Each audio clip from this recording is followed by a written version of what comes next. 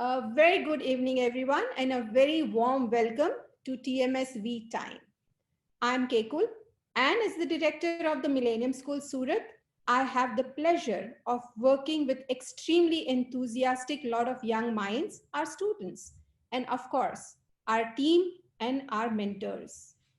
I hope all of you are doing well and taking good care of yourself and your family during these tentative settings.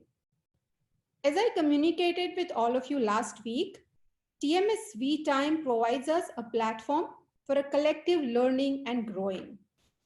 Through this initiative, we get an opportunity to interact with some of the distinguished people who have created a niche for themselves and are a role model for everyone. We started off our first session last week with Dr. Vikas Desai, who shared guidelines for our safety as we continue to combat this pandemic. Lockdown now has been relaxed. We are able to get back to our routines, or at least we are trying to get back to our normal routines. But somehow it is not the same anymore. Our minds are crammed with a wide range of information coming our way through various sources. Some are genuine, some are fake, some are guiding, and some are misleading. We don't know what to believe and what not to in this contradicting pile of information. We are trying to live a normal life, but this new normal is still so puzzling. We don't know if all the precautions we are taking are enough or not. Oh, there is so much confusion. Well, what will be more comforting than to get the much needed guidance from an expert himself? It is our honor to have Dr. Ashok Kapse, one of the senior most pediatrician and a wonderful human being.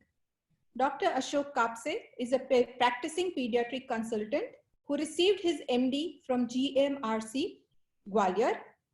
He has served as National Chairperson of IAP Infectious Disease Chapter, also served as President IAP Surat and President IAP Gujarat.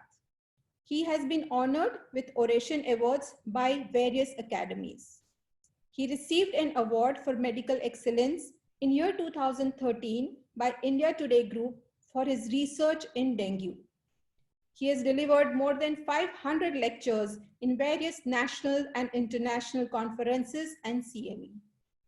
He has contributed chapters to many books and has also published many articles in national and international journals. This is the formal information you will find in his biodata. But I feel there is a lot more beyond these formal achievements and recognitions. If you really want to know who he is, you should observe his clinic.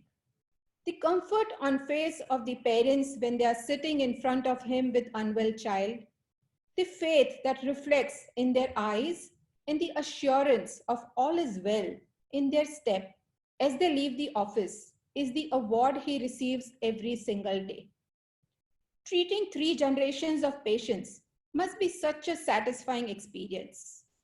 And I'm not a superstitious person, but I always tell him, the moment I meet you, I know everything is going to be fine, and it works like magic. We are so glad that he is our mentor at the Millennium School Surat. We formally welcome you, sir, and I'm sure everyone is eagerly waiting for the presentation. So without much ado, I would like to request Dr. Ashok Kapse to share his views. Over to you, sir. Thank you, Kekul. Uh, Thanks to Millennium School and Kekul as director of Millennium School. I must thank you especially for the reason that in the present circumstances, when everybody is so scared, there is so much of panic among the people, and every day we are getting patients not because they are really badly sick, but because the whole family is extremely scared and extremely panicky. So you have given me an opportunity to speak to people that what is the exact situation and how much unnecessary fear and panic we have and what kind of way we should have forward. I'll just share my screen.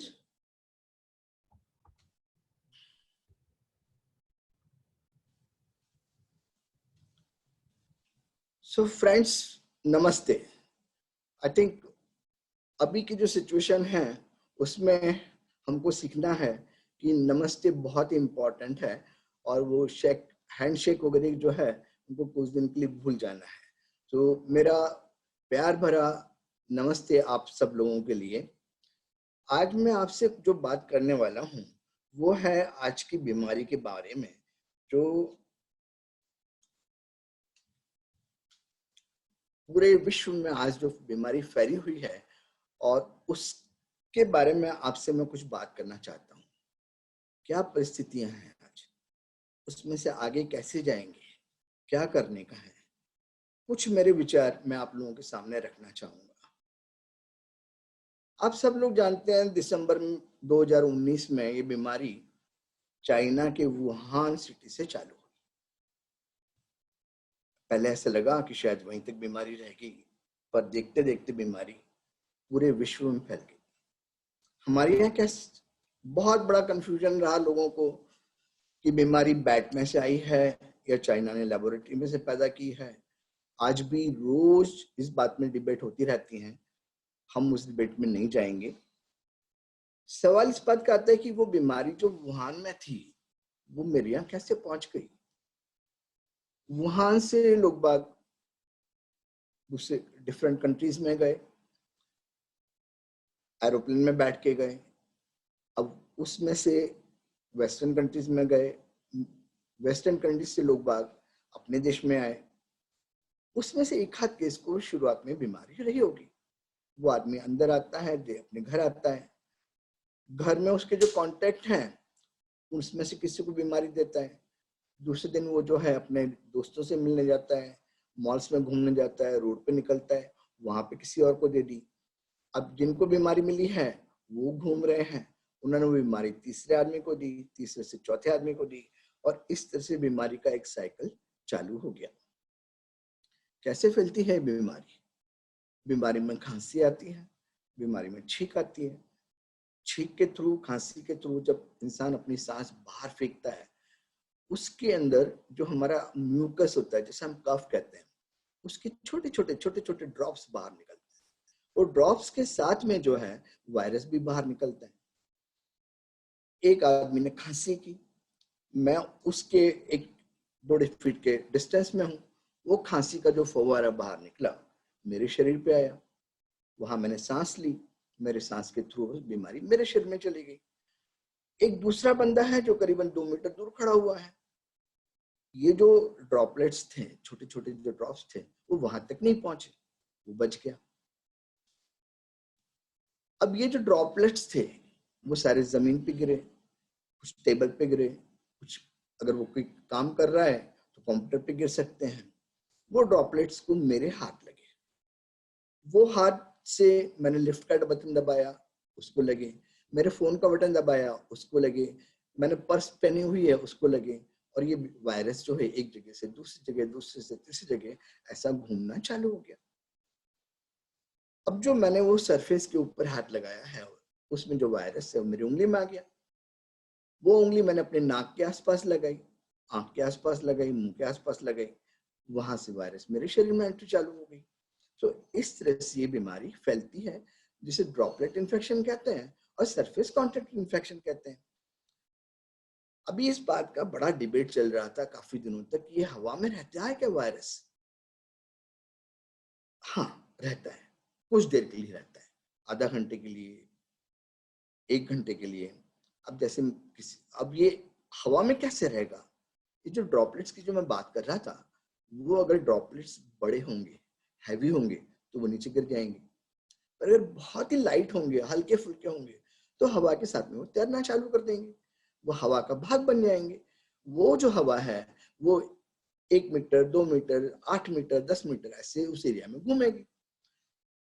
अगर वो किसी close area में है तो हवा recirculate होती रहती है। तो अब ये हवा के अंदर वायरस आधा घंटे के लिए 1 घंटे का है। इस दरमियान सपोज कोई आदमी वहां पे आता है, सांस लेता है, तो ये जो हवा के अंदर वायरस है उसके अंदर भी चला गया। इस तरह से वो आदमी जो है बीमार हो सकता है। अब ये सवाल आता है कि ये सरफेस के ऊपर जो वायरस गिरा है वो कितनी देर तक जिएगा, कितनी देर तक उस पड़ा रहेगा, वो सूख के मर नहीं जाएगा क्या? वेल, डिफरेंट जो सरफेस है, डिफरेंट सरफेस पे वायरस डिफरेंट टाइम तक जीता है। अगर स्टील है, प्लास्टिक है, मतलब हार्ड सरफेस है, तो ये लंबे समय तक जिएगा। कार्डबोर्ड है तो थोड़े टाइम में निकल जाएगा, पर फिर भी आप ये मानिएगा कि 12 से 14 घंटे ये वायरस जिंदा रह सकता है। अभी एक और बात है इसमें, अगर टेम्परेचर जो है बहुत कम है, मतलब कोल्ड वेदर है, जैसे टेम्परेचर 10 डिग्री है, तो ये वायरस आराम से 2-3 दिन तक जिंदा रहेगा। वही टेम्परेचर 35 डिग्री पे है या उससे ऊपर है तो वायरस 3-4 घंटे में खलास हो जाएगा। क्या मतलब हुआ इस बात का? इसका मतलब ये हुआ कि हमको, हालांकि बहुत गर्मी है, बहुत तपिश है, बहुत तकलीफ होती है, फिर भी हमको जहां तक बने बहुत ठंडे वातावरण में नहीं रहने का है।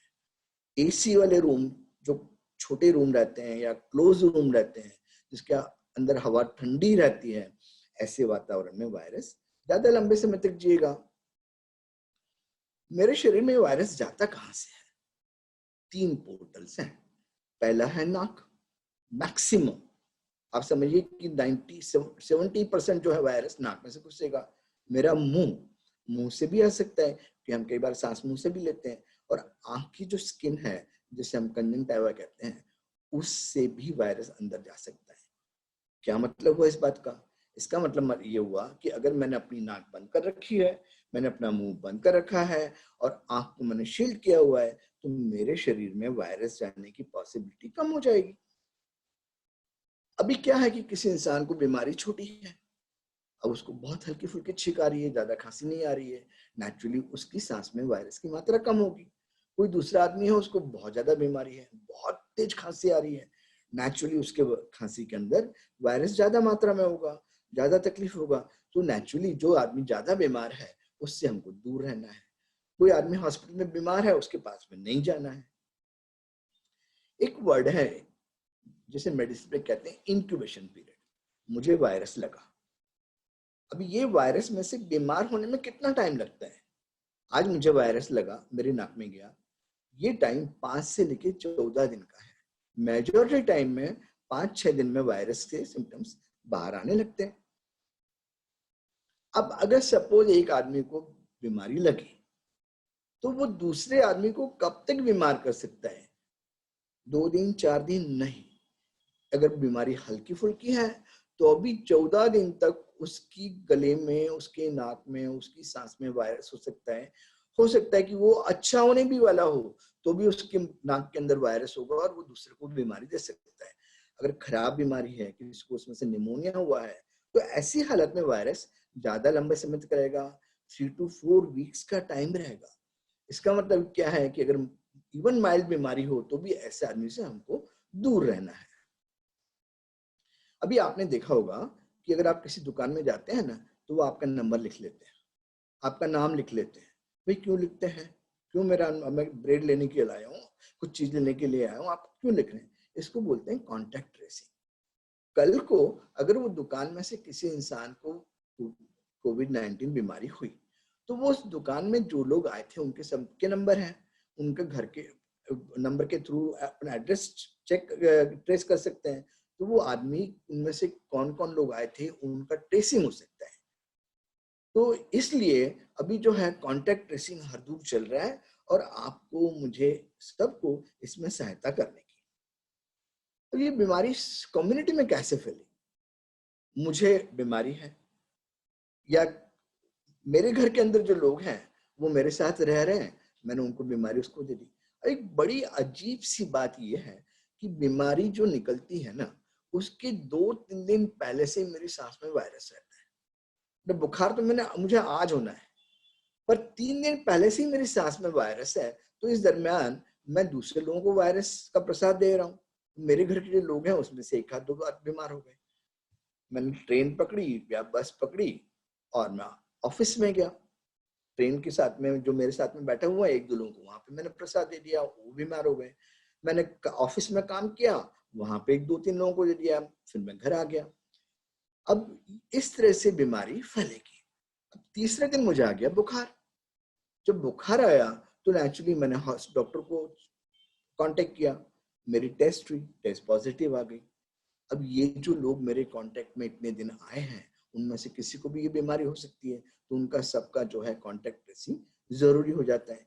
और क्या जरूरी हो जाता है कि मेरा घर है, उसको मुझे सैनिटाइज करना पड़ेगा, जिस व्हीकल से मैं गया हूँ वो सैनिटाइज करना पड़ेगा, जिस ऑफिस में काम कर रहा हूँ उसको भी सैनिटाइज करना पड़ेगा।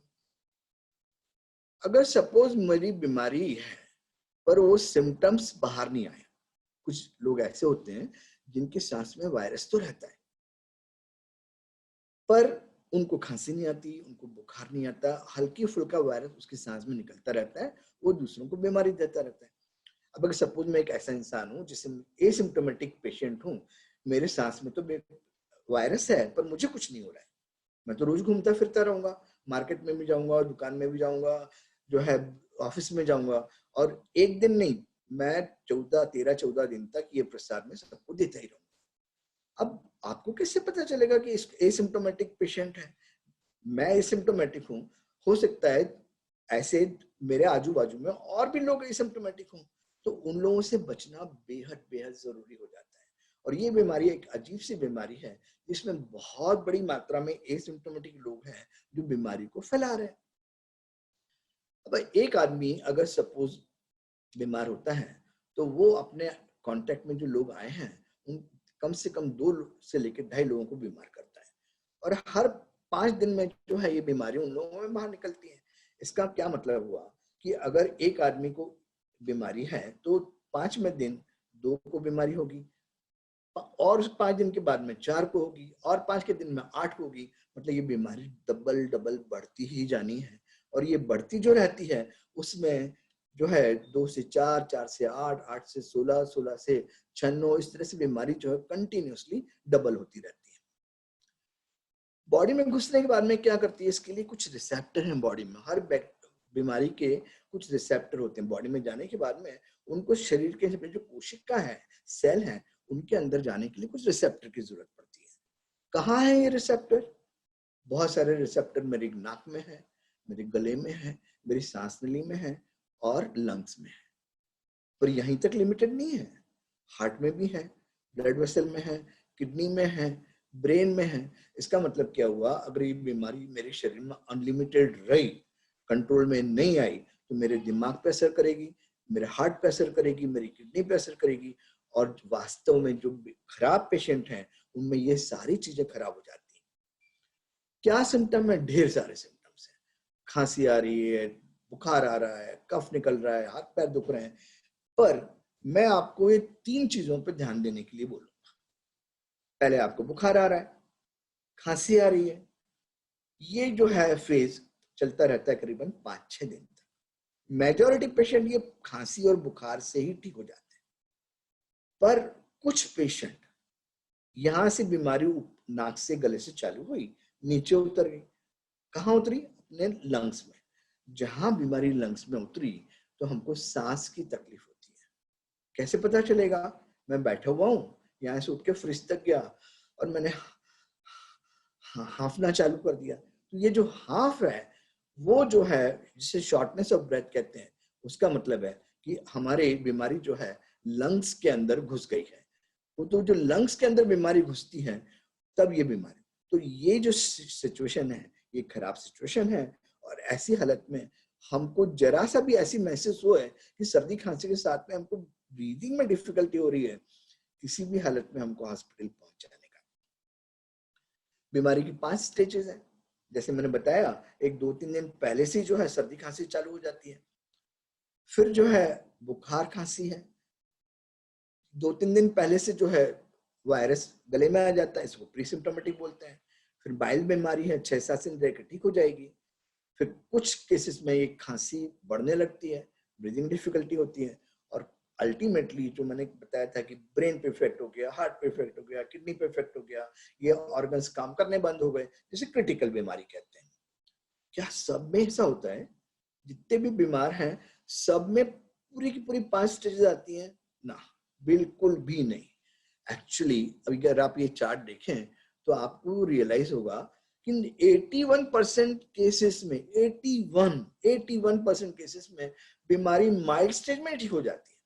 आपको थोड़ी सर्दी खांसी हुई, आपकी बीमारी 4-5 दिन रही और आप ठीक हो गए। मेट्रोफेटली इस दरमियान आप कुछ भी हल्की फुल्की दवा लेंगे, मेट्रो जैसे बाकी बीमारियों में सर्दी खांसी होती है, फ्लू में बीमारी हो सकती है, जैसे राइनो वायरस कहते हैं, उसमें सर्दी खांसी की बीमारी है। सर्दी खांसी की बीमारी तो बड़ी आम सी बीमारी है, हर किसी को कभी भी हो जाती है। तो वो जो बीमारी 5-6 दिन में ठीक होती है, उसी तरह से ये बीमारी भी 81% केसेस में इसी तरह से ठीक हो जाती है। क्या रह गया? आपके पास में 14-15% पेशेंट रह गए जिनको थोड़ी बीमारी लंग्स तक पहुंच गई। ये पेशेंट भी दवा से ठीक हो जाते हैं। एक 3 से 5% केसेस ऐसे होंगे जो क्रिटिकल होंगे, जिनकी बीमारी बढ़ सकती है। किन लोगों में ये बीमारी ज्यादा बढ़ती है? किन लोगों को रिस्क ज्यादा है?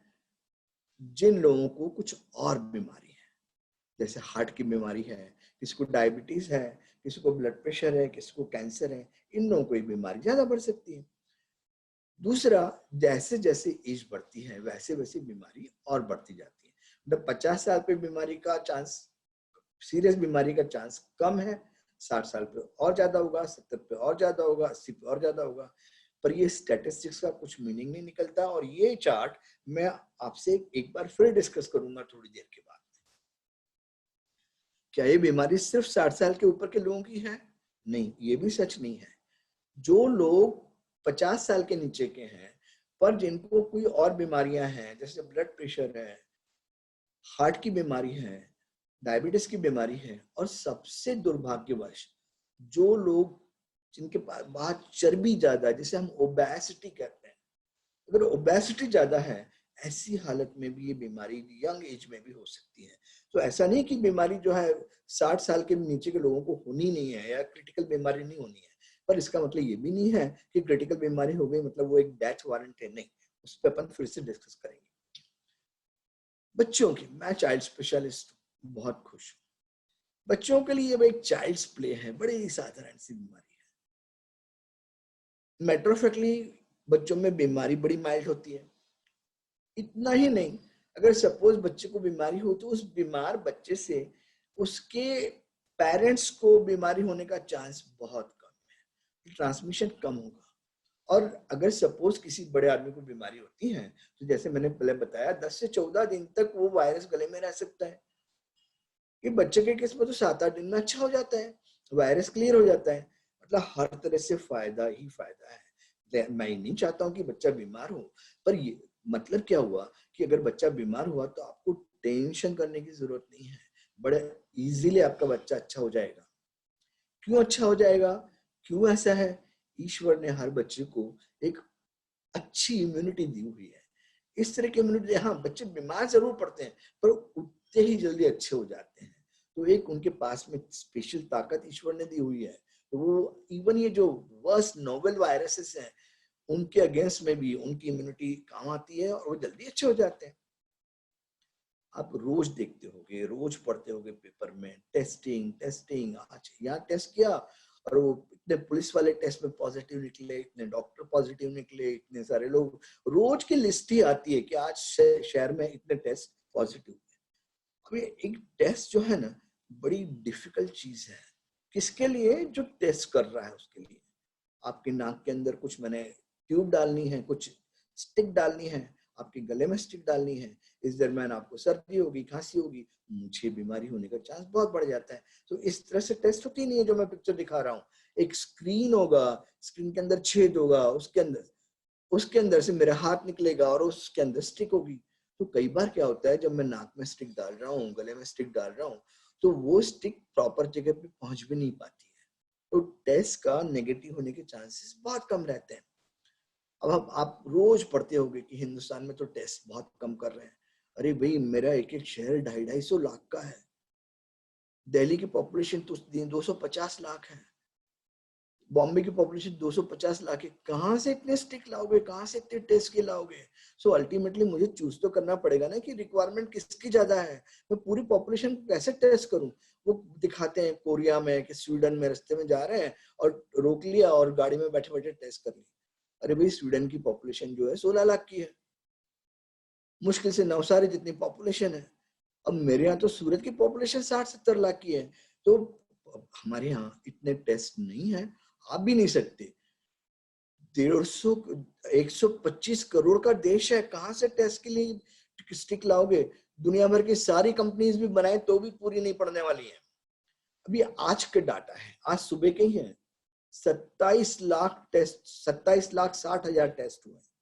अब 27,60,000 कम भी नहीं होते हैं, उसमें से 12,000 आज का आंकड़ा है कि इतने जो केसेस हैं 1,22,000 केस पॉजिटिव है। कितने पॉजिटिव हुए? 5%। मतलब जो लोग सोसाइटी में हैं उनमें सिर्फ 5% केसेस में टेस्ट पॉजिटिव आ रहे हैं। अभी आया ट्रीटमेंट का सवाल। अभी ट्रीटमेंट में सबसे पहला जोर जोर से बोलेंगे टीवी के ऊपर, सबके ऊपर, इसकी कोई ट्रीटमेंट ही नहीं है। और जैसे ही बोला कि कोई ट्रीटमेंट नहीं है, मतलब मेरा तो दिल बैठ गया, हार्ट का जो है रेट बढ़ गया कि इतनी बीमारी है और उसकी कोई ट्रीटमेंट नहीं है। बड़ा फर्क है दो चीजों में, ट्रीटमेंट नहीं है और मैनेजमेंट नहीं हो सकता, ये दो चीजों में बड़ा फर्क है। डेंगू की बीमारी सूरत शहर में 1987 में डिटेक्ट हुई। कितने साल हो गए? 32 साल। आज भी डेंगू वायरस के अगेंस्ट मेरे पास में दवा नहीं है, पर उसके बावजूद हर साल मैं हजारों डेंगू के पेशेंट की ट्रीटमेंट करता हूँ और शायद ही कोई पेशेंट मरता है, सब पेशेंट अच्छे हो जाते हैं। तो ट्रीटमेंट मतलब क्या? मेरे पास में एंटीवायरल दवा नहीं है, पर इसका मतलब ये नहीं है कि मेरे सारे हाथ बंधे हुए हैं, मेरे पास में मेडिकल नॉलेज है, मैं उनका ट्रीटमेंट अच्छी तरह से करता हूँ, कर सकता हूँ, कर रहा हूँ। कुछ भी दवाइयां ऐसी होती हैं जो एक पर्टिकुलर चीज के लिए, जैसे कोई मलेरिया की दवा है, पर वो मलेरिया की दवा का दूसरी चीजों पे भी हल्का फुल्का असर होता है। तो हम जैसे आप रोज पढ़ते होंगे मलेरिया की दवा है, वो जो है कोविड में यूज हो रही है, वो इसीलिए यूज हो रही है, तो इसे रीपर्पस दवा कहते हैं और हम वो दवा यूज कर रहे हैं। और ये जो दवाइयां हैं ये सारी रीपर्पस दवाइयां हैं और इनका उपयोग हो रहा है और ये दवाइयां हमको काम कर रही हैं, पेशेंट ठीक हो रहे हैं। एक बहुत अच्छी बात है, जो लोग अच्छे हो गए उनके शरीर में जो खून है वो कैसे अच्छे हुए? उनके शरीर ने फाइट किया, ईश्वर ने हमको ताकत दी हुई है हर बीमारी से झगड़ने की, एंटीबॉडीज डेवलप हो गई। वो एंटीबॉडीज उस व्यक्ति के खून में है, वो मैंने खून लिया और जो व्यक्ति अभी बीमार है उसको चढ़ा दिया। इसे हम प्लाज्मा थेरेपी कहते हैं। ये जो है मैं जो बात कर रहा हूँ वो सफेद खून की बात कर रहा हूँ, लाल रक्कड़ निकाल दिए जाते हैं उसमें से। बहुत अच्छी ट्रीटमेंट है, इससे भी बहुत सारे पेशेंट ठीक हो रहे हैं। तो मेरे पास में एंटीवायरल ट्रीटमेंट नहीं है, इसका मतलब ये नहीं है कि मैंने हर डेंगू हर कोविड के पेशेंट को मर जाने देना है, नहीं, ऐसा नहीं है। मैं फाइट करूंगा, मेडिकल प्रोफेशन फाइट कर रहा है और आप ठीक होंगे।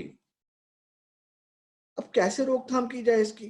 फिर वही सवाल आ गया, कोई वैक्सीन नहीं है। जहां वैक्सीन नहीं है वहां पे फिर से वही इशू कि भाई बीमारी का वैक्सीन नहीं है, होगी तो क्या होगा? ठीक है, अगर आपने पहला मेरा भाग सुना है, बीमारी कहां से जाती है? नाक के अंदर से। मैंने अपनी नाक बंद कर ली, मैंने अपनी आंख बंद कर ली, मैंने अपना मुंह बंद कर लिया, मास्क लगा लिया, शील्ड लगा ली, फेस शील्ड, तो ऑब्वियसली मेरी नाक में वायरस जाना बंद हो जाएगा। अब मास्क किसको कितने लेवल का चाहिए?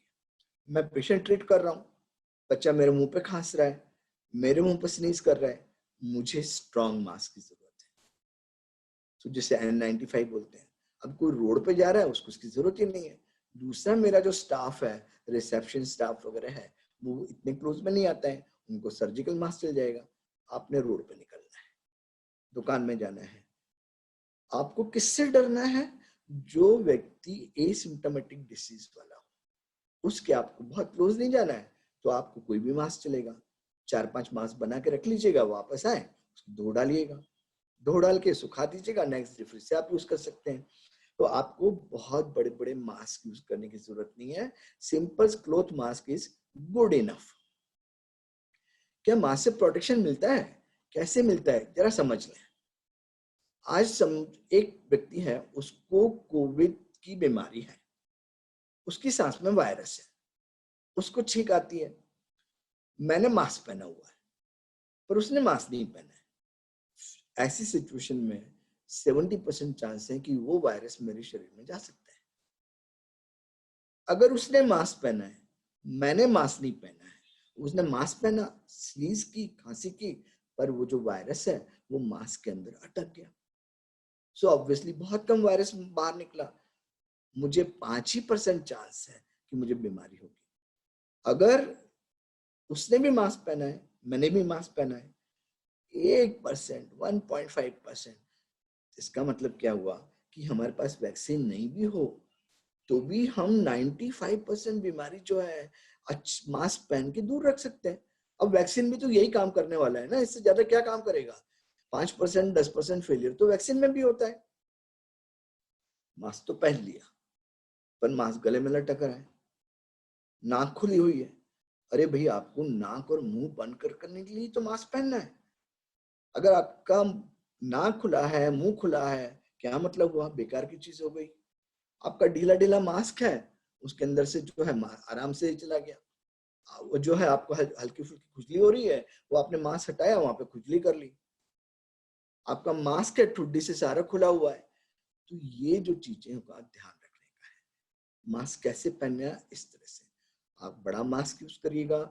आपकी नाक कम से कम 50% ढकी होनी चाहिए, आपका मुंह हर 80 ढका होना चाहिए, ठुड्डी भी ढकी होनी चाहिए। इस तरह से आप मास्क पहनेंगे, आपको 95% से ऊपर प्रोटेक्शन मिलने वाला है, बीमारी आपको होगी नहीं।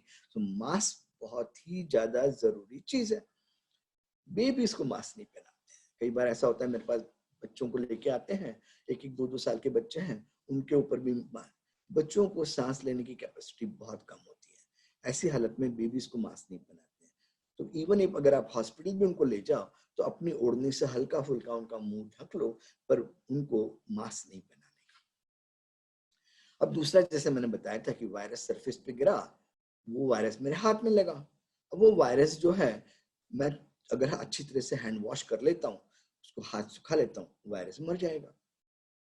अल्कोहल है, वो भी वायरस किलिंग है, वो भी है, आराम से वायरस को किल कर सकता है। अभी इसकी वजह हुआ क्या है, हर कोई हैंड सैनिटाइजर के पीछे दौड़ रहा है। मार्केट में जो है, जो चीज किसी जमाने में 25 रुपए की मिलती थी, आज 250 रुपए पहुंच गई। वास्तविकता ये है कि soap water number 1, sanitiser number 2। तो फैंसी बॉटल ज्यादा इंपॉर्टेंट नहीं है, सोप ज्यादा इंपॉर्टेंट है। पर हाँ, अगर मैं कहीं बाहर जा रहा हूँ, गाड़ी के अंदर तो सोप नहीं रखूंगा, वहां पे मैं सैनिटाइजर रख लूंगा। पर जैसे ही घर आऊंगा, वो मैंने अपने हाथ जो है बेसिन के ऊपर अच्छी तरह से धोने हैं। पर हाथ कैसे धोने हैं, वो भी इंपॉर्टेंट चीज है। सिर्फ मेरे पाम्स नहीं धोने हैं, मेरा पीछे का जो पोर्शन है वो भी धोना है। मैंने जो उसके उंगलियां हैं, उसके बीच का पोर्शन धोना है, उंगलियों के टिप्स भी धोने हैं, मेरी कलाई भी धोनी है। तो अच्छी तरह से एक 15-20 सेकंड लगा के हाथ धोने हैं, फिर ड्राई करने। इतना आप करेंगे तो जो वायरस आपके हाथ में लगा होगा वो भी मर जाएगा। ये भी वैक्सीन का ही काम हो गया। अगर ये 2 चीजें आप यूज करते हैं तो आपको वैक्सीन जितनी इफेक्टिविटी मिलने वाली है। अगर मुझे खांसी है तो वो खांसी दूसरे को नहीं लगे। एक तो मैंने मास्क पहनना है, अगर गलती से मास्क नहीं पहना है तो वो जो खांसी है मैं रुमाल में ले लूं, रुमाल नहीं है तो कम से कम मेरी बाहीं में ले लूं, और किसी भी हालत में मेरी खांसी, स्नीज दूसरे को ना लगे, जिसे हम रेस्पिरेटरी एटिकेट कहते हैं। और ये हमको बच्चों को आज सिखाना पड़ेगा। हमेशा के लिए उनके दिमाग में ये डालना है कि उनको सर्दी खांसी आती है तो जो गंदगी है वो उनके मुंह से बाहर ना निकले। अपनी बात हो रही थी कि एक दूसरे से का इन्फेक्शन लगेगा। अब पता नहीं है कि इतने सारे लोग हैं, किसको एसिम्प्टोमेटिक इन्फेक्शन है, किसकी सांस में है। पर वो जो सांस में से वायरस बाहर निकलेगा, कितनी दूर जाएगा? 1 फीट जाएगा, 2 फीट जाएगा, 3 फीट जाएगा। अगर मैं एक उससे 5-6 फीट की दूरी बना के रखूंगा तो उसकी सांस में जो वायरस है वो मेरे तक नहीं पहुंच पाएगा। इसे हम कहते हैं सोशल डिस्टेंसिंग, फिजिकल डिस्टेंसिंग। तो ये जो 3 चीजें हैं, मास्क पहनना, हैंड वॉश रखना, सोशल डिस्टेंसिंग, इतना आप करेंगे तो किसी वैक्सीन से ज्यादा फायदा होने वाला है, डेफिनेटली। तो ये 2 गज की दूरी बहुत है जरूरी। ये जो स्लोगन हमको मिला था हमारे प्राइम मिनिस्टर से, बहुत इंपॉर्टेंट है और उसका हमको आज भी पालन करने का है। अब ये सारी चीजों लोगों को समझाना इतना आसान नहीं था। जिस समय हमारे देश में केसेस इनिशियल आए थे, बढ़ रहे थे, मैं मार्च की बात कर रहा हूँ, उसमें लोगों को समझाना इतना इजी नहीं था। उन लोगों को दिमाग में सारी बात डालने के लिए बहुत बड़ा गवर्नमेंट को स्टेप लेना पड़ा, जिसे हम बोलते हैं लॉकडाउन। और हम लोग आज भी लॉकडाउन में, लॉकडाउन 4 है आज, और फॉर्चुनेटली या जो भी है, लॉकडाउन अभी थोड़ा रिलैक्स हो गया है। ये रिलैक्स लॉकडाउन की वजह से अच्छा तो लग रहा है, पर रिस्क भी बढ़ रहा है। उसमें हमको क्या क्या आगे करने का है वो भी हमको समझना है। तो ये लॉकडाउन के साथ में हमने क्या किया, होम क्वारंटीन। आप घर के अंदर बैठे रहिएगा, आराम से, आपको जो है वायरस लगेगा नहीं। वायरस तो बाहर है, दूसरे आदमी के पास में। अगर आप दूसरे आदमी के कांटेक्ट में नहीं आओगे तो ऑब्वियसली जो है वायरस आपको नहीं लगेगा। अभी घर के अंदर जो रहने का वो था ना, वो कोरोना वायरस वैक्सीन जैसा ही काम कर रहा था। बहुत सारी बीमारियां उससे रोकथाम हो गया। अभी वायरस को कुछ मिला नहीं तो ऑटोमेटिकली हमारे केसेस कम होना चालू हो गए थे, बाकी कंट्रीज के कंपेरेटिवली बहुत कम है। आगे अपन थोड़ा अनफॉर्चुनेटली ऐसा तो नहीं हुआ कि कोरोना टोटली डिसअपीयर हो गया हो, पर काफी कुछ कम हो गया। क्या वाकई उससे फायदा हुआ है? चलो एक फिगर देखते हैं। देखिए, एक आदमी है, उसको इन्फेक्शन है, वो आदमी 4 लोगों को इन्फेक्शन फैला सकता है। ये 4 दूसरे 4 को फैलाएंगे, वो 4 और दूसरे 4 को फैलाएंगे। मतलब इन्फेक्शन बहुत तेजी से बढ़ना। अमेरिका में यही हुआ, इटली में यही हुआ, यूके में यही हुआ। वही अगर हमने लॉकडाउन में डाल दिया, मैं घर में हूं, एक आदमी बाहर निकलता भी है, बहुत कम निकलता है, अब कोई बीमार आदमी बाहर नहीं निकला है, तो वो एक हाथ आदमी को इन्फेक्शन देगा, वो एक हाथ दूसरे आदमी को इन्फेक्शन देगा। तो इस तरह से लॉकडाउन की वजह से हमारे केसेस काफी कम हुए। अदरवाइज अभी तक जिस तरह की हमारी पॉपुलेशन डेंसिटी है, उसमें हमारे केसेस लाखों में बढ़ चुके होते। क्या हुआ, हमने कोरोना को बम बम बना दिया। किसी को खांसी आई मतलब कोरोना हो गया, किसी को छींक आई मतलब कोरोना हो गया। अब सर्दी खांसी की बीमारियां तो बहुत कॉमन है। अगर हम हर खांसी को, छींक को बॉम्ब जैसा लेंगे तो कैसे जिएंगे? इतना मुश्किल हो जाएगा। और ये जो बॉम्ब है उसकी वजह से सारा पैनिक चालू हो गया। बड़े बड़े नेता और लोग जो है टीवी पे आने लगे। वो कहना तो ये चाहते थे कि डोंट पैनिक, तो वो डोंट वर्ड का बहुत छोटा सा उपयोग हुआ। पैनिक वर्ड फैलता गया, फैलता गया, फैलता गया, लोगों के दिमाग में पैनिक घुस गया, वो डोंट वर्ड रह गया। हमारा मीडिया सुबह से लेकर शाम तक ब्ला ब्ला ब्ला, आज यहाँ इतने केसेस हो गए, आज इतने डॉक्टर मर गए, आज इतने पुलिस वालों को बीमारी हो गई, यहाँ से माइग्रेंट लेबर हो उनको। सुबह से लेकर शाम तक ये मीडिया पैनिक नहीं है, ये मैडिया पैनिक है, पागलपन है। ऐसा भयंकर पागलपन फैला हुआ है कि सुबह से लेकर शाम तक एक ही बात सुनने को मिलती है। इसका नतीजा क्या हुआ? और जो मीडिया वाले लोग हैं वो खुद बोलेंगे कि भाई आप इससे डरो मत, पैनिक मत करो, और खुद जो है पीपीपी पहन के बैठे होंगे, बैठे हुए हैं टीवी के एयर कंडीशन रूम में, स्टूडियो में, और वहां पे जो है पीपीपी पहना हुआ है। अभी दूसरा वाला जो आदमी देख रहा है उसको क्या इन्फॉर्मेशन मिलनी है? तो ये मीडिया पैनिक इतना भयंकर फैला कि उसकी वजह से लोग बाग घबराहट में आ गए। अपने ये हुआ क्या? नहीं, सारी दुनिया में हुआ। अमेरिका में भी ये हालत है। ये वहां का सेंटर ऑफ डिसीज कंट्रोल है, पर ये मास्क हिस्टीरिया सेंटर है। ब्ला ब्ला ब्ला चालू है, और आज भी उतना ही तेजी से चालू है। लोगों को लगा वहां पे भी लॉकडाउन डाल देंगे, लॉकडाउन डाल दिया, सारी दुकानें खाली हो गई, पागल जैसी चीजें खरीद के लेके जा रहे हैं, टॉयलेट रोल नहीं मिल रहे। ये हालत अमेरिका के न्यूयॉर्क में, इटली के मिलान में ये हालत है। हमारे यहाँ भी ये हालत है। किसी ने बोल दिया कि भाई जो कल से जो है हमारे जो है सब्जी कम मिलने वाली है, एपीएमसी मार्केट बंद रहने वाला है। पहुंच गए, ढेर सारी सब्जी खरीद के ले आए। हम लोग पैनिक में इतनी ज्यादा फालतू। वैसे तो बोलो, डॉक्टर बोलते हैं कि भाई सब्जी खाया करो, तो कोई खाता नहीं है, तब तो भजिए खाने होते हैं, तब जो है पनीर के चिल्ले खाने होते हैं। पर लॉकडाउन लगा तो हमको सब्जी खानी है, भाग के दौड़ रहे हैं, तो ये सारा पैनिक बाइंग चालू हो गया। ये हालत होगी कि मास्क मार्केट में नहीं मिल रहा है, सैनिटाइजर नहीं मिल रहा है।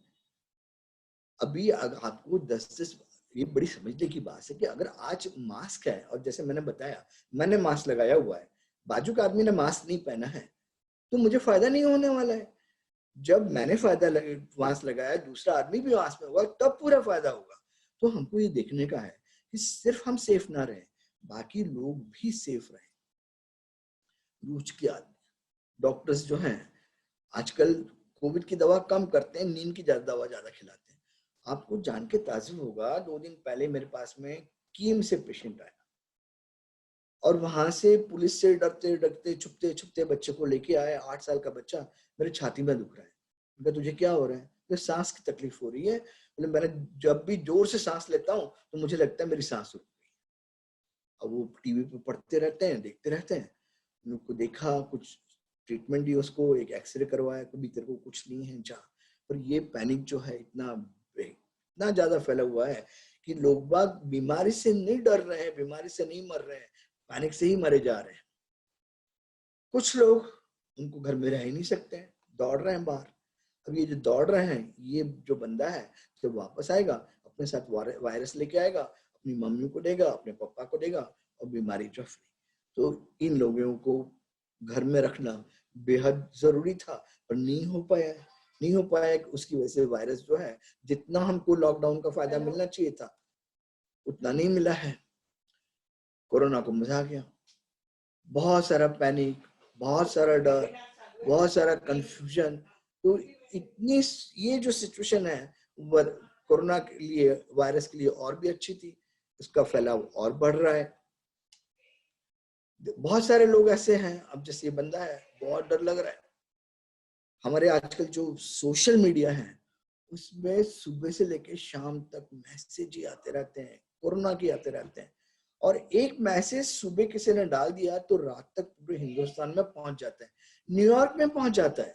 तो ये सिचुएशन हमारे सोशल मीडिया की है। अगर वाकई आपको डर लग रहा है ना, तो कुछ टाइम के लिए ये मीडिया ही बंद कर दो। आप बंद करोगे, आपका डर बहुत कम हो जाएगा। क्या परिस्थितियां हुई हमारे देश में। जैसे ही कोरोना आया, हमने कोशिश की कि ये वुहान एक्सप्रेस को चेक किया जाए। एयरपोर्ट पर ट्रैकिंग चालू हो गई, लॉकडाउन लग गया। पर कुछ लोग इन बातों से खुश नहीं थे। उनको लग रहा था कि ये हिंदुस्तान में तो यार बहुत कम लोग केसेस हैं, बहुत कम लोग मर रहे हैं। ये जो प्रेडिक्शंस है ना, ये कोई यूके की बड़ी इंस्टीट्यूशन की प्रेडिक्शन है। हिंदुस्तान में 5 लाख से ऊपर केस होंगे, 38,000 डेथ होंगी 15 मई तक। आज क्या रियलिटी है?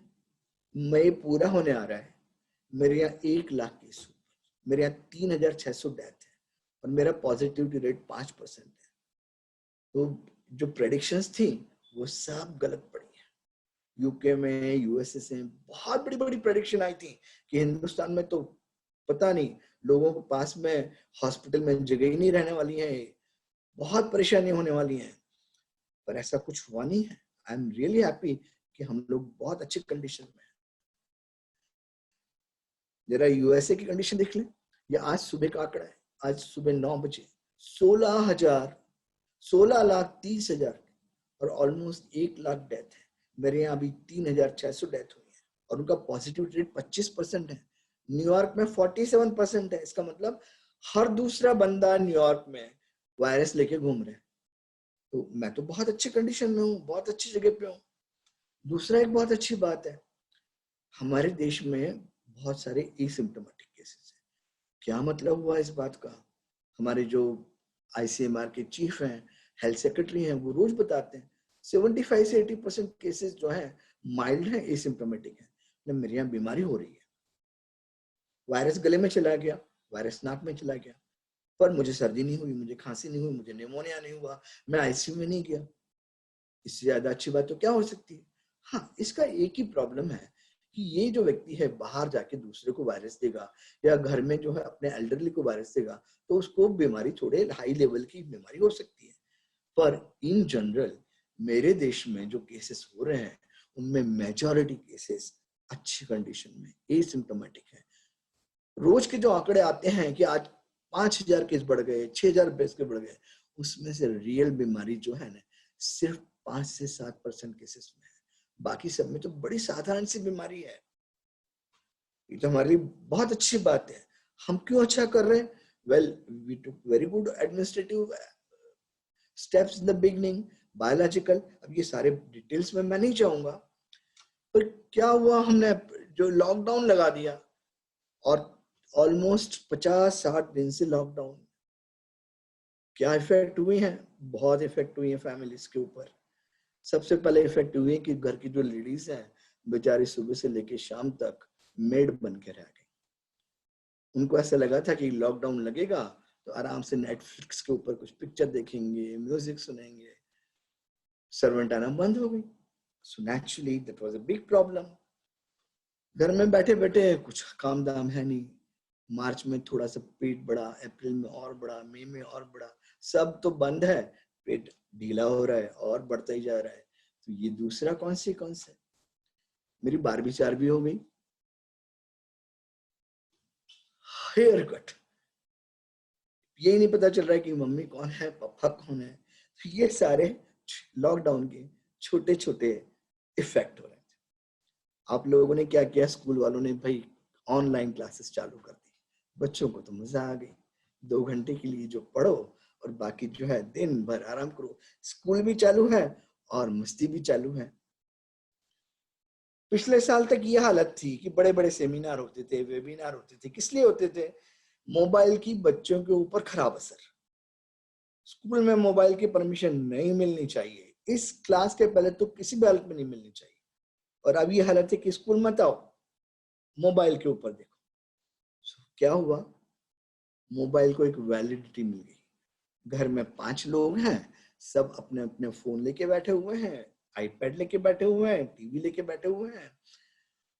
चाहते तो हम ये है कि आपको, जिसे बोलते हैं ना, क्वालिटी टाइम मिले, फैमिली के साथ में गप्पे लगाएं, फैमिली के साथ में खेलें कूदें।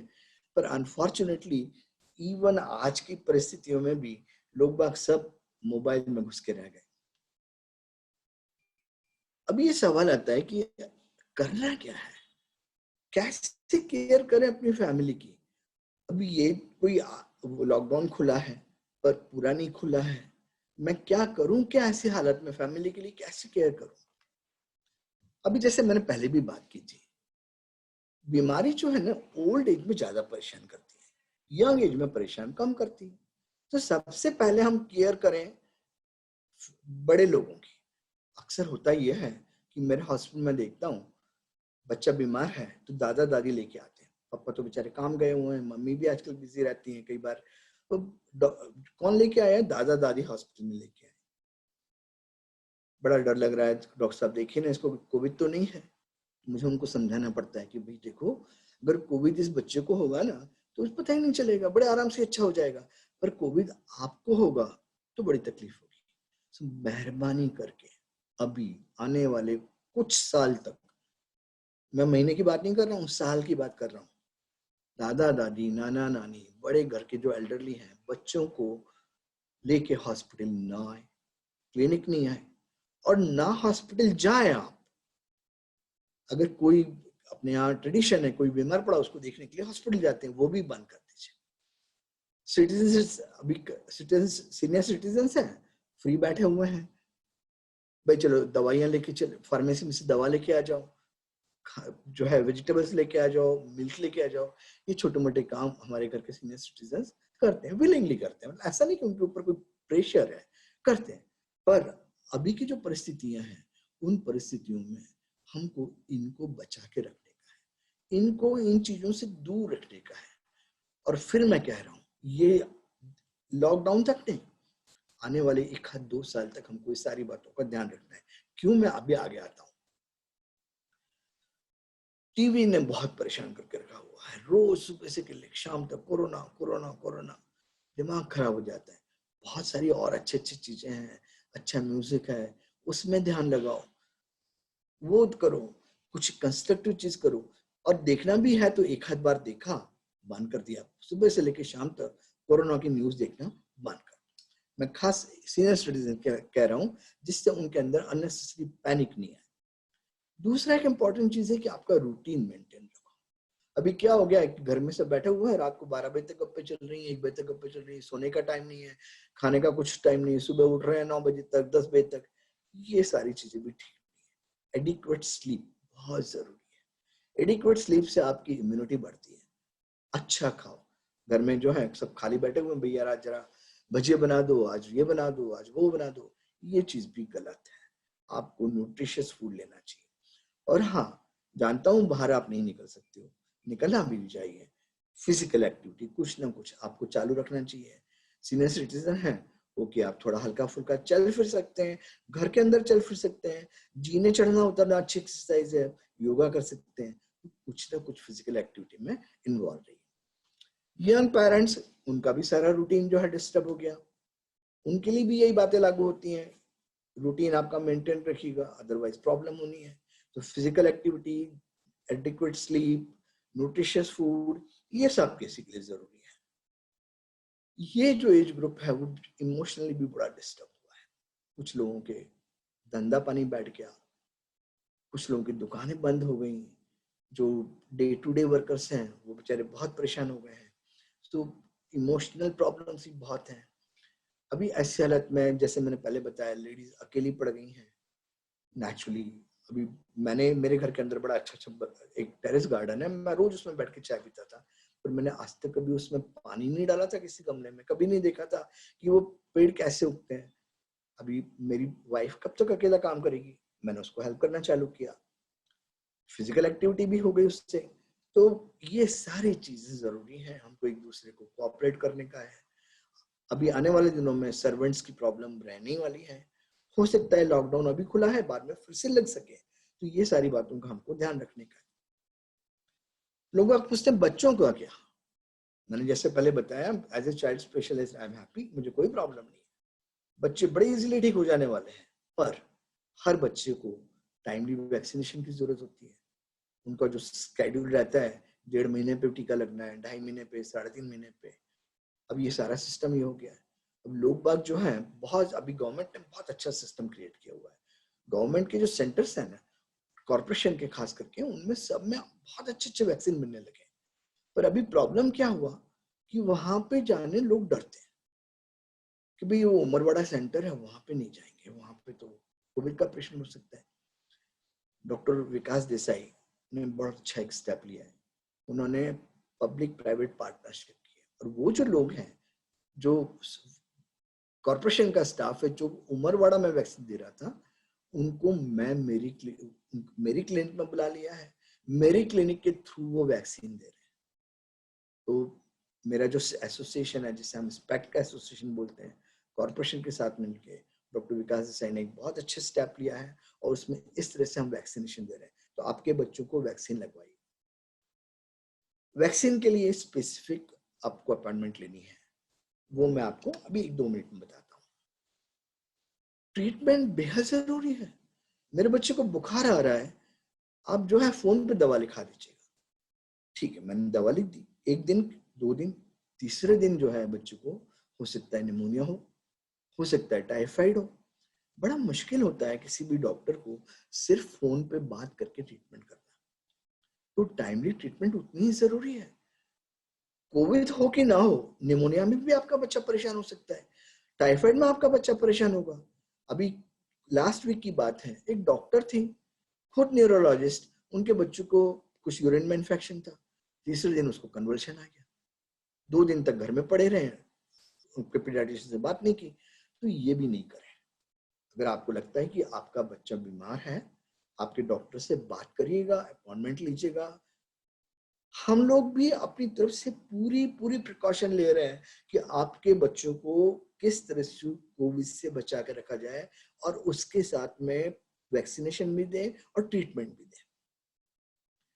अभी हमारे क्या है, अपॉइंटमेंट लेने का मतलब लोग ऐसा मानते हैं कि यार डॉक्टर की क्या अपॉइंटमेंट, मेरा बच्चा बीमार है, अभी के अभी जाके दिखा दो।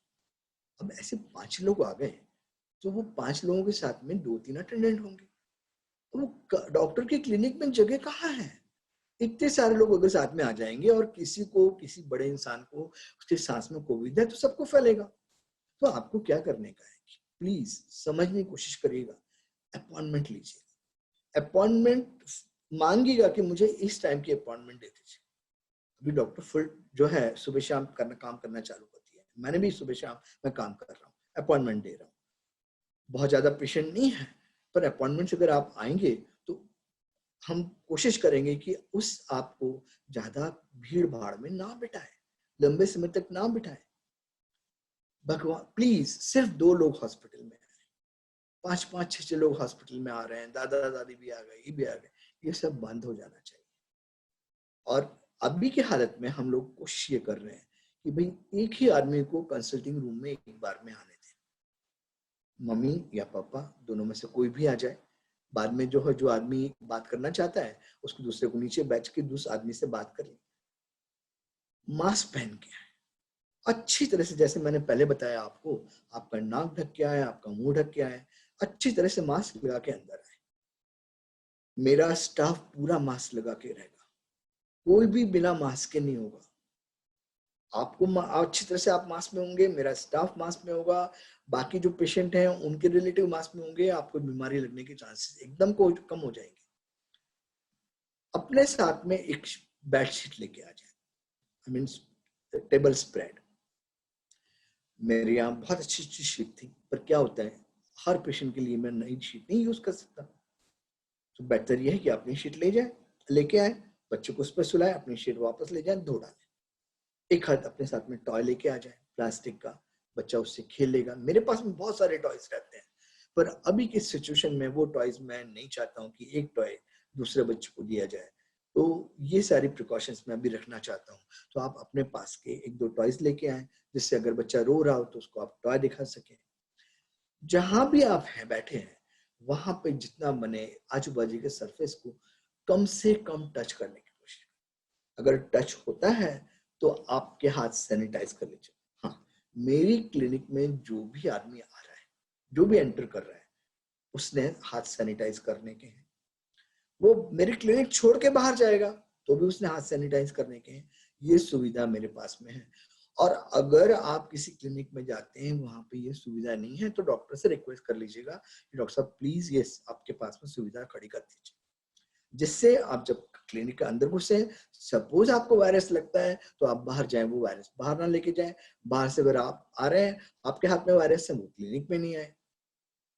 अब क्या है, 2 दिन में बुखार नहीं उतरा, बच्चा तो अच्छा हो रहा है, बुखार कम हो गया है, फिर से आगे दिखाने के लिए नहीं। अभी आप ऐसा मत करिएगा। फॉलोअप जो है ना आप फोन पे ले लीजिएगा। अगर रिसेप्शनिस्ट को देंगे, डॉक्टर से बात हो जाएगी, डॉक्टर बोलेगा कि भैया अगर आपका बच्चा पहले से बेहतर है, खेल रहा है, सो रहा है, खा पी रहा है, और बुखार जो है पहले 102 था, घट के 101 पे आ गया है, 100 पे आ गया है, तो थोड़ी शांति रखिए। कोई भी बीमारी 2 दिन में नहीं निकल जाती है। तो वो फॉलोअप जो है आप फोन पे ले लीजिएगा। 7 दिन के बाद में भी दोबारा डॉक्टर के पास में मत आइएगा, जितना कम बने कम से कम आइएगा। और कई बार ऐसा होता है कि बच्चे बीमार होने के बाद में हम उनको कुछ ताकत की दवा देते हैं, कुछ खून बढ़ाने की दवा देते हैं, वो पहली बार में ही लिखा लीजिए कि जब बच्चा बीमार हो जाए, ठीक हो जाए, उसके बाद में वो दवा कर ली। और जैसे मैंने पहले बताया, कई बार क्या होता है बच्चे को बीमार लेके आए और साथ में दूसरा बच्चा भी आ गया, इसको क्यों लेके आए साहब, घर में कोई था नहीं, कौन रखता है इसको।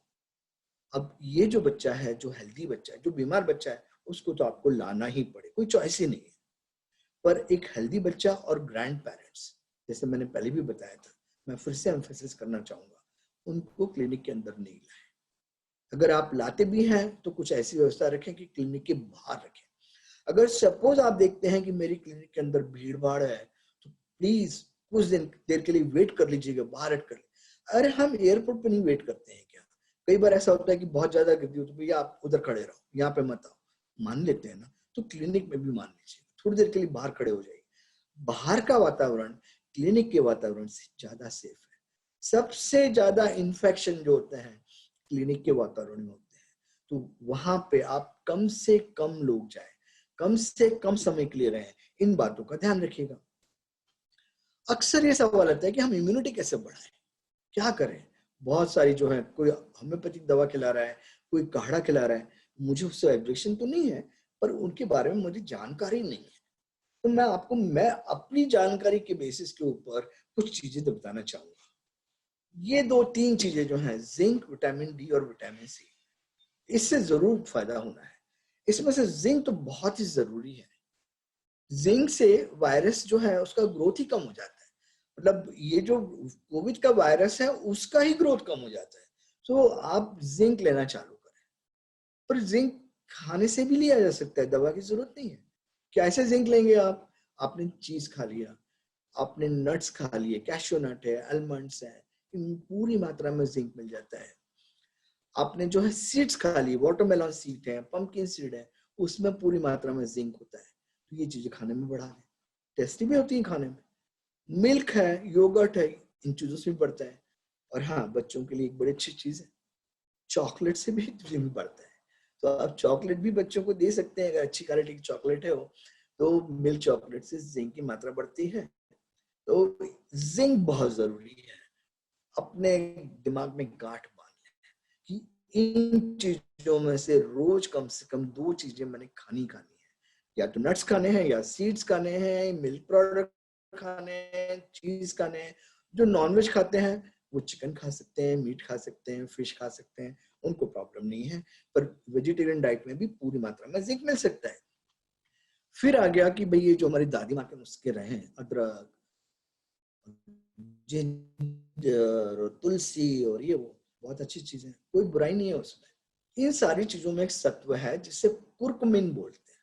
जो कुर्कुमिन है ना, ये मेरे सांस की जो चमड़ी है, जिसे हम रेस्पिरेटरी एपिथेलियम कहते हैं, अंदर की चमड़ी की बात कर रहा हूँ, बाहर की नहीं, उसकी ताकत बढ़ाता है। तो घर में बैठे हुए हैं, golden milk is really really golden. तो गोल्डन मिल्क लीजिएगा, तो उसके अंदर थोड़ी अदरक डाल दीजिएगा, थोड़ा सा तुलसी का वो डाल दीजिएगा। पता नहीं क्यों हमको काढ़े जो है पहले से अच्छे नहीं लगे, पता है, इनको हमने जहाँ डाउन प्ले किया है। वास्तविकता यही कि ये सारी चीजें बड़ी यूजफुल है। एक चीज आपसे कहना चाहूंगा, बहुत ही इंपॉर्टेंट चीज है, सनलाइट। जहां मिले वहां सन एक्सपोज कर, सुबह के समय 10-1 मिनट के लिए सन एक्सपोज कर लीजिएगा। शाम को 4 बजे से 5 बजे के बीच में सन जब बहुत हाशनी हो, सन एक्सपोज कर लीजिएगा। आपके घर में जिस एरिया में सनलाइट आ सकती हो, सनलाइट आने दीजिए। सनलाइट के अंदर अल्ट्रावायलेट रेज हो सकती है। ये जो अल्ट्रावायलेट रेज है ना, पूरा स्टरलाइजिंग इफेक्ट है उसका। वायरस मर जाते हैं, बैक्टीरिया मर जाते हैं, फंगस नहीं लगता है, फायदा ही फायदा है। हो सकता है थोड़ा सा आपका रंग हल्का सा फीका पड़ जाए, गोरेपन थोड़ा सा कम हो जाए, उन्हें तो कोई बात नहीं, 2 महीने के बाद में देख लेंगे। अभी की हालत में तो मेरे को सनलाइट चाहिए, बहुत जरूरी है, बहुत फायदेमंद चीज है। क्या होने वाला है आने वाले 6 महीने में, 1 साल में, 2 साल में? क्या ये वायरस भाग जाएगा, निकल जाएगा, लॉकडाउन पूरा होगा मतलब वायरस पूरा हो जाएगा? नहीं, ऐसा नहीं होने वाला है। कोरोना के जो पहले के कजिन्स रहे हैं, जिन्हें सार्स के नाम से जाना जाता है, मर्स के नाम से जाना जाता है, उनकी लॉन्जिविटी 2 से 3 साल रही है। अगर ये वायरस भी 2 से 3 साल रहता है, तो इसका मतलब ये हुआ कि हमको आने वाले 2-3 साल तक बहुत सारी सावधानियां बरतनी पड़ेंगी। क्या सावधानियां? आज नहीं तो कल, कल नहीं तो परसों आपको स्कूल तो खोलने पड़ेंगे, कॉलेज खोलने पड़ेंगे। जैसे मैंने बिगनिंग से कहता आ रहा हूं, मास्क मास्क मास्क बहुत ही जरूरी है। बच्चों को हम अभी से आदत डालें कि भैया आप मास्क पहनो, भले घर में आप थोड़ी देर के लिए मास्क लगाओ, आप खुद भी लगाओ। बच्चों को एक ट्रेनिंग की जरूरत है कि उनको मास्क लगाना है, किस तरह से मास्क पहनना है, कैसे मास्क का जो है ये रखना है। सिंपल मास्क, मैं ये नहीं कह रहा हूं कि आप बड़े बड़े मास्क लो, मास्क अच्छी तरह से आपका, जिसे कहते हैं ना कि यूनिफॉर्म, यूनिफॉर्म का एक पार्ट बना दो, बनाना पड़ेगा आपको, उसमें से छुटकारा नहीं है। दूसरा, क्यों विद सोशल डिस्टेंसिंग, हम बाहर जाते हैं, हम न्यूयॉर्क के स्टोर में जाते हैं ना, तो वहां पे बढ़िया लाइन में खड़े हो जाते हैं। हम कहीं मिलान में जाएंगे, थाईलैंड में जाएंगे, अच्छे क्यू में खड़े हो जाते हैं। हमको हमारे यहाँ क्यू में खड़े रहने में बड़ी शर्म आती है। तो क्यू में खड़ा रहना पड़ेगा? अरे भाई, खड़ा रहना ही पड़ेगा। आप भीड़ लगा के खड़े रहेंगे, उसमें वायरस आपको लगेगा। सो ये जो हैबिट है क्यू विद सोशल डिस्टेंसिंग, ये हैबिट आपको डालनी पड़ेगी, सीखना पड़ेगा, ऑब्जर्व करना पड़ेगा। आने वाले 6 महीने, 1 साल, कब तक मैं आज नहीं कह सकता, पर लंबे समय तक हमको ये सारी चीजें अपने, जिसे बोलते हैं ना कि अपनी प्रकृति में इनकलकेट करने की है, अपने सीखना है कि इसके बगैर नहीं चलना है, ऐसे ही जीना है। बहुत बाहर जाने की तलब रहती है, चलो भाई जरा बैंकॉक घूम के। आजकल तो ये हालत है कि बर्थडे दुबई में मिल रही है, जो है बर्थडे जो है गोवा में बनाई जा रही है। ये जो ट्रैवलिंग बग जिससे बोलते हैं ना, उसको कम करना पड़ेगा। पर्टिकुलरली इंटरनेशनल ट्रैवलिंग तो बहुत ही रिस्की है, तो कुछ दिनों के लिए इसके ऊपर क्रॉस मारनी पड़ेगी। भीड़ भाड़ी जगह जैसे थिएटर में चले गए, बहुत सारे लोग हैं, ये सारी चीजें अवॉइड करनी पड़ेगी। क्राउडेड प्लेसेस है, वहां पे हमको नहीं जाने का है। मॉल्स में क्या होता है, बहुत सारी दुकानें साथ में हैं, बहुत सारे लोग हैं, एयर रिसर्कुलेट करता है, कन्फाइंड प्लेस है, वहां पे अवॉइड करने का। मेरे पास की जो नीचे की दुकान है, पार्ले पॉइंट पे दुकान है, बहुत सारी दुकान है, वहां पे आप चले गए, क्योंकि वहां पे आपका काम जल्दी हो जाता है। मॉल में क्या होता है, आप 2 घंटे 3 घंटे तक वहीं रहते हो, तो वो बंद करना पड़ेगा। जिम, जिम के बगैर जैसे एक्सरसाइज ही नहीं हो सकती। अरे भाई, आप अपनी शहरी में घूम लो ना, कहाँ प्रॉब्लम है, पर नहीं, हमको तो जो है जिम ही करना है। और जिम के जो इंस्ट्रूमेंट्स हैं वो इन्फेक्ट हो सकते हैं। कितने इंस्ट्रूमेंट को आप सैनिटाइज करोगे, बड़ा मुश्किल है। तो ये सारी चीजें आपको अवॉइड करनी है। वॉन्डरलस्ट, गुजराती में एक वर्ड है, रखड़पट्टी, हिंदी में भटकंती। बहुत बोर हो रहे हैं यार, चलो जरा बाहर घूम के आते हैं। ये जैसे आप बाहर घूमने निकले, वायरस आपके पीछे लग गया। तो ये जो वॉन्डरलस्ट है, ये कम करनी पड़ेगी। तो ये सारी चीजें जो है हमको, जो हम लाइफ जी रहे थे, पोस्ट कोविड लाइफ बोलते हैं ना, बीसी, बिफोर और तो एडी एंड बीसी जो बोलते हैं ना, अभी जो बीसी जो है अपना कोविड हो गया, तो सॉरी, पोस्ट पीसी जो है, पोस्ट कोविड जो है, लाइफ काफी चेंज होनी है। और ये चेंजेस हमको एक्सेप्ट करने हैं, हमको वाकई इनको एक्सेप्ट करने का है कि हमारी जिंदगी काफी दिनों तक इसी तरह से रहेगी। अरे, मेरे दोस्त ही नहीं मिल रहे हैं, घर में बोर हो रहे हो, आई मिस माई फ्रेंड्स। मेरे को बच्चों के, मेरे दोस्तों के साथ में खेलना है। कहाँ जाना है, शॉर्ट में जाना है। शॉर्ट अगेन कन्फाइंड प्लेस है। अगर आपको बच्चों को कहीं अभी थोड़ा रिलैक्स भी अगर हो जाता है, हो सकता है लॉकडाउन पूरा उठ जाए, तो भी आपको मॉल में नहीं जाना है खेलने के लिए, आपको शॉर्ट में नहीं जाना है, ओपन ग्राउंड में। ओपन ग्राउंड में चांसेस इन्फेक्शन के काफी कम रहते हैं। थोड़ा सा इस बात का भी ध्यान रख लीजिएगा कि बहुत सारा भीड़ भाड़ वाली जगह हो, तो वहां पे जो है कि आप नहीं जा सकते हैं। तो ये सारी चीजें भी इंपॉर्टेंट है। नो टू हैंडशेक, हग, किस, इन बातों का ध्यान रखें। सपोज इन्फेक्शन हो गया, क्या होगा, ये सारी बातें की, उसके बाद में भी बहुत सारे प्रिकॉशन की, फिर भी इन्फेक्शन हो गया। अब मैं इस चार्ट में फिर से आ रहा हूँ, मैं आप जानना चाहूंगा, जब बताना चाहूंगा, अगर आपकी उम्र 50 साल से नीचे है, मैं इटली का चार्ट लेके आया हूँ, इंडिया का नहीं है। इंडिया का चार्ट तो बहुत ही अच्छा होता है, इससे इटली के चार्ट की बात कर रहा हूँ। अगर आपकी उम्र 50 साल से उम्र है, तो 99.6% आपने कोविड में अच्छे हो जाना है। 0.4% चांस ये है कि आप ठीक नहीं होंगे। अगर आपकी उम्र 50 से 60 साल के बीच में है, तो 99% चांस कि आप अच्छे हो जाओगे। अगर आपकी उम्र 60 से 59 साल के बीच में है, तो आपके 96.5% चांस से आप ठीक हो जाओगे। अगर आपकी उम्र 70 से ऊपर है, तो आप 87%, 88% चांसेस कि आप अच्छे हो जाओगे। अगर 80% से ऊपर है, तो आप 20% चांस, 80% चांस है कि आप अच्छे हो जाओगे। मेरी उम्र 70 साल से ऊपर है, मैं काम कर रहा हूँ। मेरे को बहुत लोगों ने बोला यार तू क्यों काम कर रहा है, इट्स सो रिस्की। उनका मेरी 70 साल से उम्र की उम्र है, और रिस्क कितनी है, 12% है। मैं 88% में जी जाऊंगा, मैं पूरी प्रिकॉशन लेके काम करूंगा। तो जिन लोगों को काम करना जरूरी है, जैसे डॉक्टर्स हैं वगैरह, मेरी उनसे सबसे रिक्वेस्ट है कि आप काम करो, क्लिनिक बंद करके मत बैठो। तो ऐसा नहीं है कि मुझे कोविड हो गया मतलब मैंने मर ही जाना है, नहीं। अभी ये कोरोना के स्टैटिस्टिक्स का जरा देख लें, ढेर सारे रोज के रोज स्टैटिस्टिक्स आते रहते हैं, 1,22,000 केस हो गए, इतने हो गए, पर ये हमको ये नहीं बताते कि कितने केस रिकवर हुए। जब भी आप कोरोना का स्टैटिस्टिक्स देखो, कितने केस हुए, कितने केस मर गए, पर सबसे पहले ये देखो कि कितने केस रिकवर हो गए।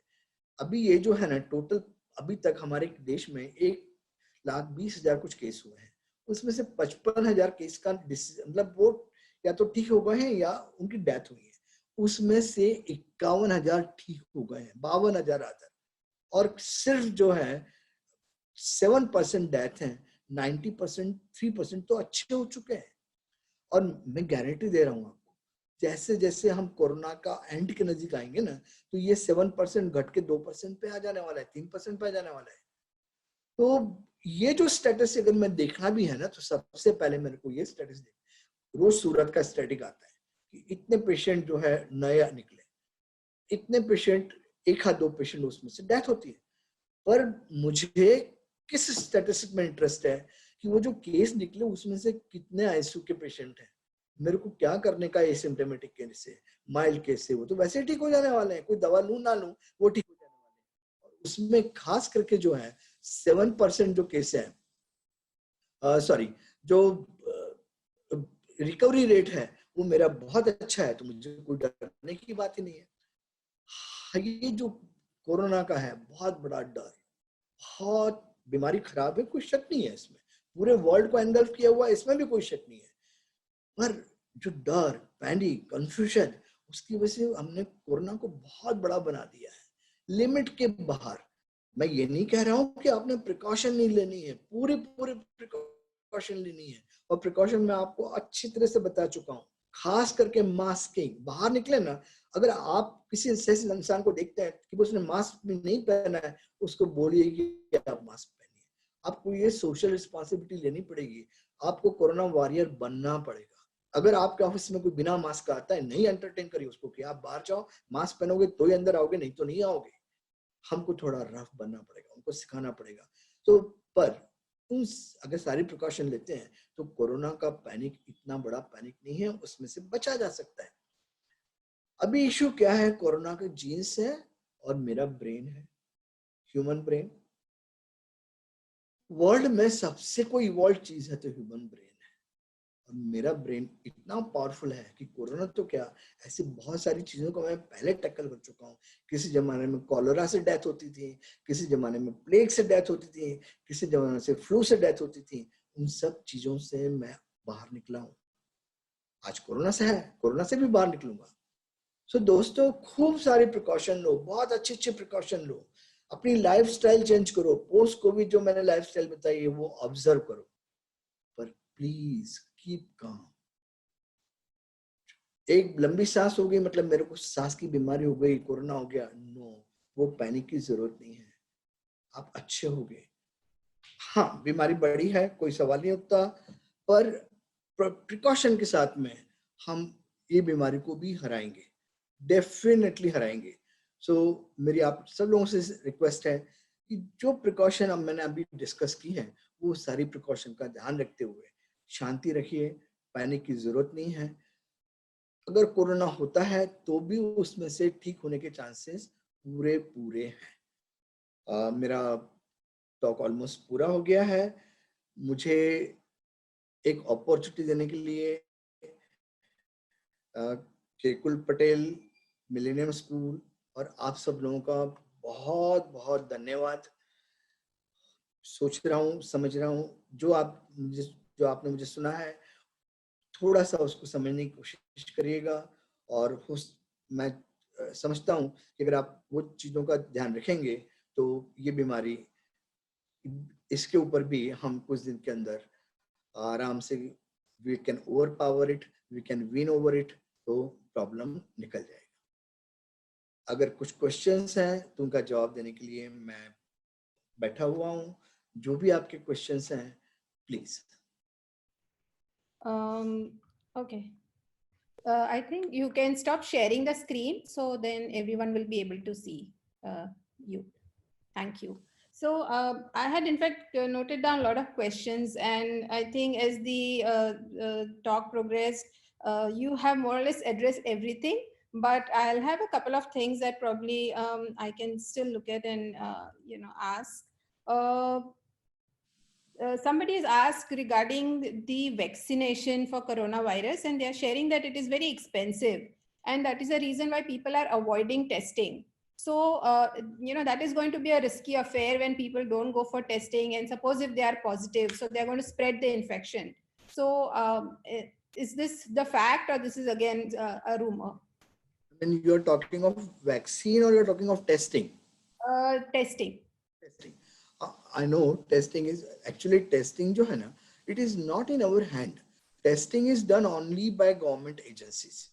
In Okay. between, they had opened it up to the private labs, but they have stopped it. And of course, testing was costing around 5,000 or so. It was costly. But just what the question Mr. Asker wants to ask is, suppose corona infection लगा तो क्या? Of course, जैसे the way I told you, if you are properly masked, if other person is also properly masked, and if you observe adequate social distancing, in that situation, your chances of acquiring infection from other person is barely 1.5%. Okay. That means it is more effective than vaccine. No vaccine gives you 98% security. No vaccine. And even if you do take a vaccination, then also there are chances that 10-15% cases would still get infection. So this particular thing, masking, is very, very important. So I would again repeat that in post-COVID era, for coming few months to 1 year or two, we will have to develop habit of masking. And not only me, I have to see कि सामने वाला जो आदमी है उसने भी proper mask लगा के रखा हुआ है. अगर उसने नहीं लगाया है तो मैं उसको बोलूंगा, आप भी बोलिएगा. अगर आप बोलते हैं और अगर हर इंसान बोलना चालू करेगा तो ऑटोमेटिकली सोसाइटी में चेंज आ जाएगा. Absolutely true. So the second question was related to the mask. Now you also shared, and then a lot of people are also trying to make homemade mask, and there are a lot of I think websites for selling cotton masks. Now some of these masks may not have the right kind of material. Like a parent is asking that it may have larger pores, and then we may still get infected. So how do we know that the mask that we are using is actually safe? Actually, this coronavirus is a big virus. It's a Okay. heavy virus. Size of coronavirus compared to other viruses is very big. So it requires real, very small spores through which it can go through. If you use, big pores to go through. If suppose you use a double layer mask, if you use any material where if there are two layers, and if you use those two layers, and if it's a sort of a little thickish material, I would say material of what we call our socks and all that, material of socks. And in that case, chances of you getting that virus through those meshes are very, very little. But again, when you use mask now, you are preventing other person from your breath. Right. If suppose other person is wearing mask, he's preventing, you are getting prevented from it. So what is essential is everybody using. Everyone.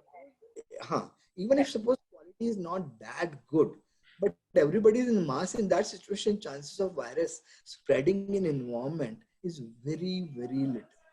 Right. So forget about material. Most important thing is wearing a mask, and keep few masks, maybe 5, 6 or so, which you can wash. Right. And it's not something you come up back home, just pick it, keep it over there, next day again reuse that mask. No, that's not. As soon as you come, put it in the soap water, clean it, dry it. Next day you can reuse it. If there are 5, 6 masks, there is no problem. Okay.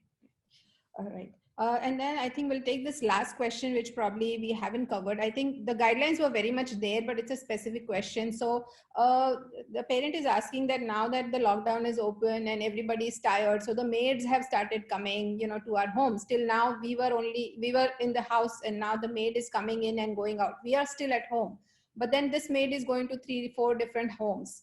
So how should we take the precaution in this case? Again, one thing, if suppose your bed is coming from red zone, avoid it. If your maid is coming from green zone, you know the zones and all that now. If she's coming from green zone, okay. Now, as soon as this lady comes into your home, the precaution which you are taking for yourself, that is washing hand. And washing hand with soap properly, you will have to teach her. Do it yourself. People learn by observing. If you do it correctly, she would also do it. If not, at least a sanitizer bottle as soon as she comes. Again, ask her how to use sanitizers, not only on palms, but interdigits also, your knuckles, nails also, tips of the fingers, all these to be cleaned. Anyone who comes from outside has to be in mask. Until that person is in your home, you also remain in mask. Suppose today if some plumber comes to my home, fine, let him come. He should be masked, he should be sanitized. Until he is in my home, he would be masked and I would also be masked. So I think now things are opening up, chances of spread would definitely increase. In this situation, mask is our vaccine. Right. The most important thing for us to prevent infection now is mask.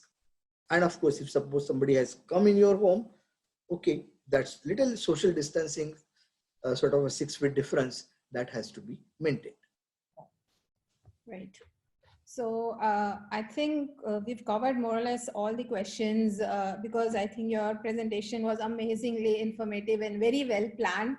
So thank you so much for such an intriguing session in the most simple and practical manner. It was so comforting and relieving in a way to hear all the facts and guidelines. Your expertise based on years of research and experience has created a memorable experience for all of us today. We really appreciate you for sparing this evening from your busy schedule to enlighten all of us. We have one wish though. The school is closed now, and before we open the school, we will definitely be taking care, and then we'll be following all the guidelines, which have been given by the government to ensure that the place is safe for children to return. But then we would like to request you to visit our school before we open and guide us if we are missing out on something. So that's one request that we would love if you can accept. My pleasure. I would definitely love to come to your school, and whatever little bit I can do, I would definitely do it. My profuse thanks to you, Kekul Millennium School, for giving me this opportunity. I was really dying to tell all these things to people. I want to share these things with more and more people. And I also want you to share this presentation with more people so that more and more people are benefited, and that psychological corona should be wiped out.